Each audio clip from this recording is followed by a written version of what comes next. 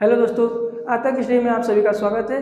तो आज हम भूगोल के बारे में पढ़ने वाले हैं। ठीक है, देखिए, अब भूगोल शब्द का नाम है, इसने सबसे पहले किसने लिया था? भूगोल शब्द का नाम किसने लिया था और इसका मतलब क्या होता है, चलिए देखते हैं। ठीक है, तो देखिए कि सबसे पहले हुआ क्या था कि 276 से लेके 194 ईसा पूर्व के समय में भूगोल नाम, जो भूगोल शब्द है उसका नाम सबसे पहले कौन बताए थे? वो थे इरेटो एस्थनीज। ठीक है, इरेटो एस्थनीज सबसे पहले भूगोल शब्द का नाम बताए थे। ठीक है, कि जो भी हम अपने पर्यावरण के बारे में अध्ययन करते हैं उसे हम भूगोल कहते हैं। क्लियर है ना इतना? देखिए, अभी कुछ लोग क्या करेंगे, देखेंगे तो इसका जनक मान लेंगे, लेकिन इनके जनक ये नहीं है। इनके मतलब भूगोल के जनक कौन है? भूगोल के जनक मतलब भूगोल की पुस्तक किसने लिखी है या फिर भूगोल का पिता किसे कहा जाता है? तो भूगोल का पिता कहा जाता है हिकेटियस को। ठीक है, ठीक है, टीएस, इन्हें भूगोल का पिता कहा जाता है। इतना क्लियर है? देखिए, भूगोल शब्द का नाम किसने बताया था? तो इरेटोस्थनीज ने सबसे पहले भूगोल शब्द का नाम बताया था। अब उसके बाद भूगोल के बारे में जो किताब लिखी और उसके बारे में सबसे ज्यादा जानकारी किसे थी? हिकेटियस को, और यही उस समय बताए थे। ठीक है, हिकेटियस ने एक भूगोल पे पुस्तक लिखी थी। वो पुस्तक का क्या नाम था? जस पीरियोडस। ठीक है, जस पीरियोडस, हिकेटियस ने एक पुस्तक लिखी थी, जस पीरियोडस। ठीक है, पीरियोडस। और देखिए, ये पुस्तक को मान्यता 19वीं शताब्दी में मिली।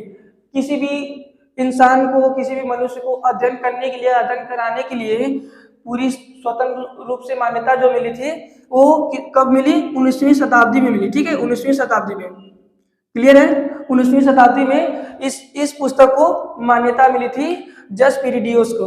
और इसे लिखने वाले कौन थे? हिकेटियस। ठीक, भूगोल शब्द का नाम सबसे पहले किसने बताया था? तो बताए थे इरेटो एस्थनीज ने सबसे पहले भूगोल शब्द का नाम बताया था। हिकेटियस ने क्या किया था?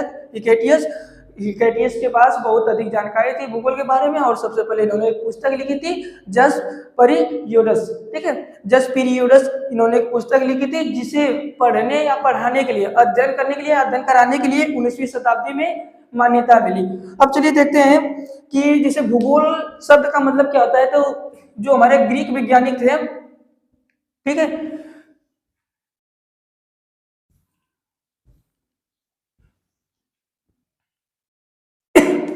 देखिए, अब भूगोल शब्द को अंग्रेजी में जियोग्राफी बोला जाता है। ठीक है, तो देखिए इसमें क्या है, दो शब्द बनाए गए। इसके मूल दो शब्द थे। एक था जियो, दूसरा था क्या? ग्रोफोज। ठीक है, जिसको हम लोग ग्राफी बोलते हैं।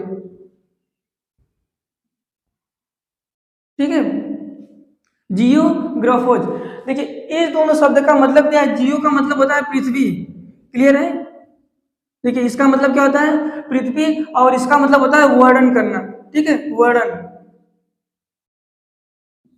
और इन दोनों शब्दों को मिलाकर जो हमारा बना था, वो क्या बना था? पृथ्वी का वर्णन। पृथ्वी का वर्णन, ठीक है ना? पृथ्वी का वर्णन।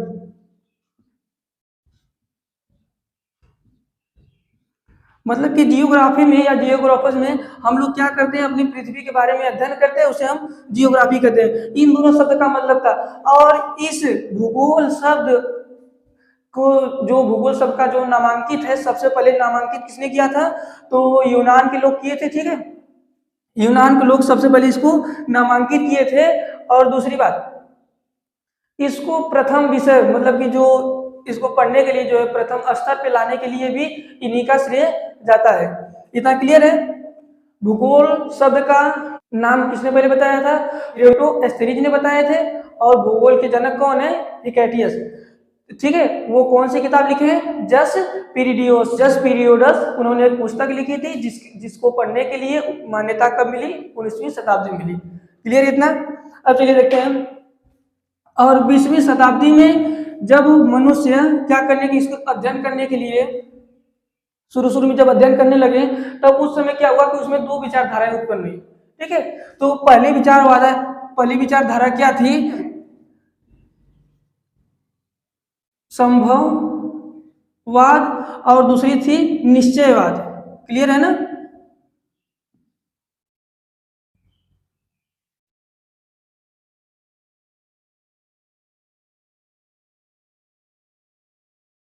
ठीक है।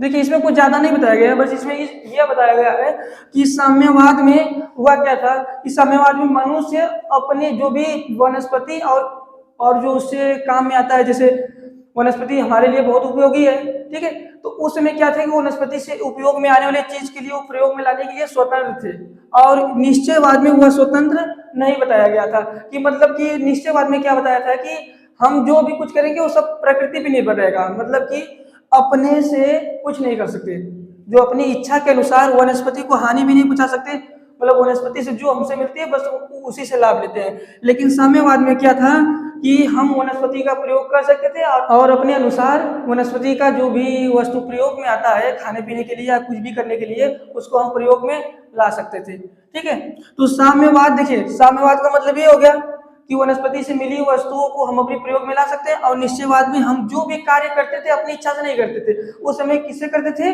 प्रकृति के अनुसार, मतलब प्रकृति जैसी रहेगी वैसा ही हम कार्य करते थे। क्लियर है। और देखिए जो भूगोल शब्द, जो भूगोल की परिभाषा कई वैज्ञानिक ने दी है, ठीक है, जैसे देखिए स्ट्रेबो, मतलब 2-4 वैज्ञानिक ऐसे हैं जिन्होंने क्या किया था कि भूगोल शब्द को परिभाषित किया था। क्लियर है ना। देखिए कार्ल रिटर, ठीक है, ये वैज्ञानिक लोग मतलब बताए थे कि पृथ्वी के जो पृथ्वी भूगोल उसे कहते हैं जब हम पृथ्वी या उसके सौरमंडल या उसके चारों तरफ पर्यावरण का अध्ययन करते हैं तो उसे हम भूगोल कहते हैं, ठीक है।